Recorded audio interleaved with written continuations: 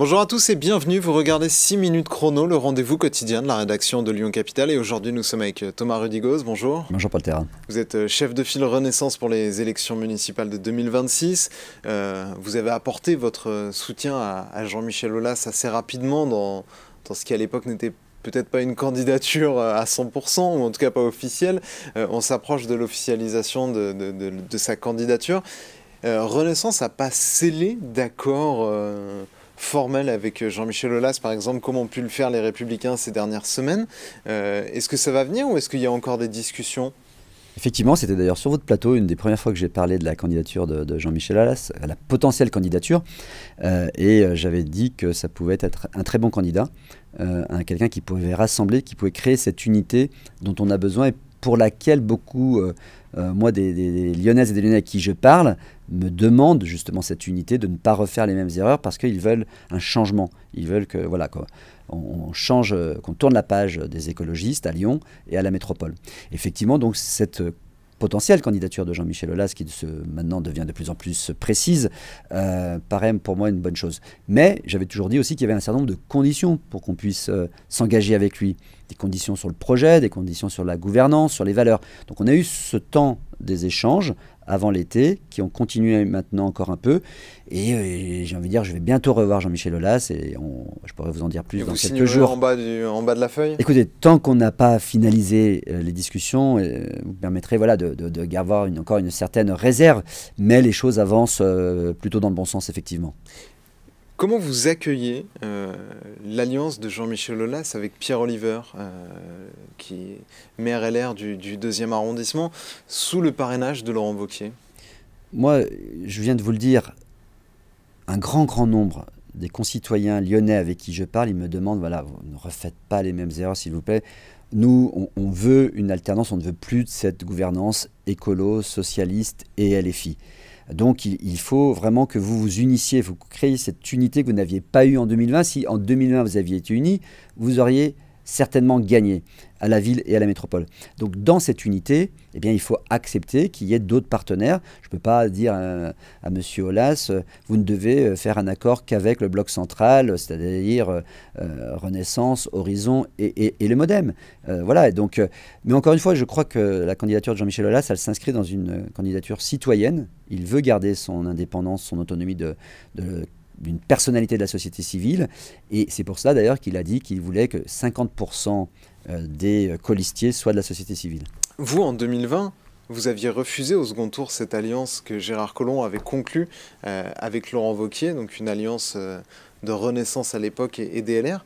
Est-ce à penser que vous aviez fait une erreur ? Aujourd'hui, quand vous relisez les choses, vous dites « j'ai fait une erreur en 2020, j'aurais dû accepter cette alliance que vous aviez dénoncée à l'époque ». Non, s'il y a une erreur qu'on a faite, que j'ai faite aussi à l'époque, c'était de ne pas trouver la capacité de faire un accord avec Gérard Collomb, que Georges Kepenekian, David Kimmelfeld n'arrivent pas à trouver un accord avec Gérard Collomb. Je pense que je reconnais, mea culpa, c'est là où on a fait une erreur.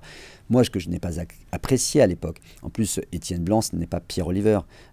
Pour moi, c'est pas du tout le même type d'élu, ils n'ont pas le même parcours politique. Et surtout, Gérard Collomb avait combattu tout au long de sa vie les LR type Étienne Blanc. Et l'accord s'était fait entre deux tours, et il était, je trouve, cet accord à l'époque, pas satisfaisant du tout. Maintenant, la question, encore une fois, ce n'est pas un accord avec les LR que je fais. C'est si on monte un projet, si on fait une proposition aux Lyonnaises et aux Lyonnais pour 2026, c'est avec Jean-Michel Aulas, figure lyonnaise de la société civile, qui a marqué l'esprit des Lyonnais par ses succès avec l'OL, mais aussi en tant que chef d'entreprise. Et dans le cadre de cet accord, il y aura effectivement des représentants de différentes familles politiques, dont les Républicains avec Pierre Oliver, et également le Modem, également Horizon avec Emmanuel Hamelin. Voilà, ça s'inscrit dans cette unité très large. Jean-Michel Aulas se présente comme un candidat sans étiquette de la société civile. Est-ce qu'on peut vraiment être un candidat sans étiquette quand on est soutenu par tous ces partis que vous venez justement de citer ?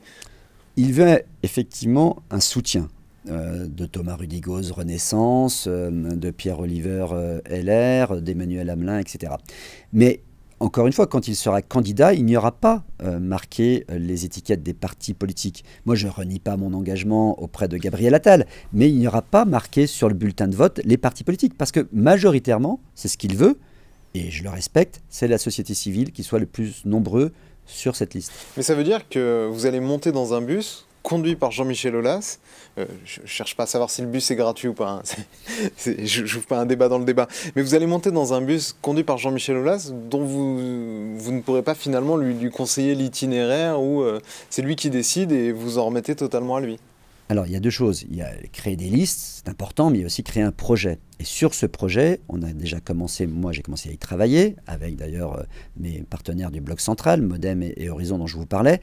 Et maintenant, on va avoir ce temps du partage du projet. Et j'ai demandé aussi dans mes demandes auprès de Jean-Michel Aulas, qui sont extrêmement importantes, c'est d'être associé à la direction de campagne et à la direction du projet. Voilà, donc évidemment que sur le projet, nous devons partager un grand nombre de points. Après, il y aura des débats, effectivement, sur certains points. Peut-être que ça ne sera pas obligatoirement dans quel sens je veux aller. Mais voilà, ce temps-là va arriver bientôt. Mais c'est évident que pour aller dans une direction, il faut que nous la partagions.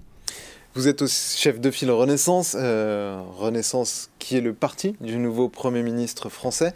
Est-ce que vous pensez que Sébastien Lecornu a une chance de réussir là où François Bayrou, Michel Barnier, Gabriel Attal avant lui ont échoué? Est-ce que finalement c'était pas une erreur de renommer encore une fois un président issu un Premier ministre issu de Renaissance? Est-ce que les mêmes causes ne vont pas reproduire les mêmes conséquences? Permettez-moi juste de préciser, Gabriel Attal, c'est pas la même situation parce que c'est la dissolution qui a fait. Donc voilà, et donc Gabriel Attal en échec aussi. Bah, non, il n'était pas en échec, je pense pas, mais bon, il y a eu une dissolution qui effectivement a changé la donne. Mais je pense que Sébastien Lecornu, moi je le connais depuis 8 ans. J'ai pu voir le travail qu'il a fait dans différents ministères et à la fin au ministère des Armées.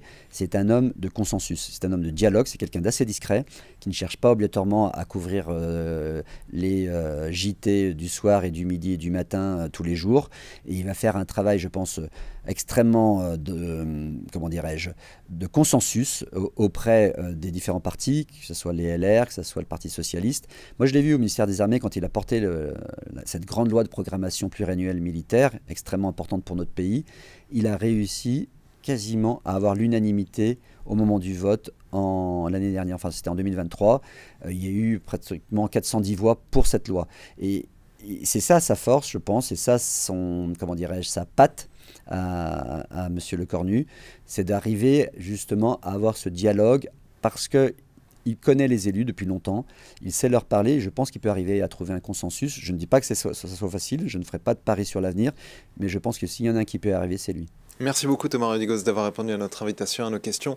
Moi je vous retrouve très bientôt pour une nouvelle édition de 6 minutes chrono. Au revoir.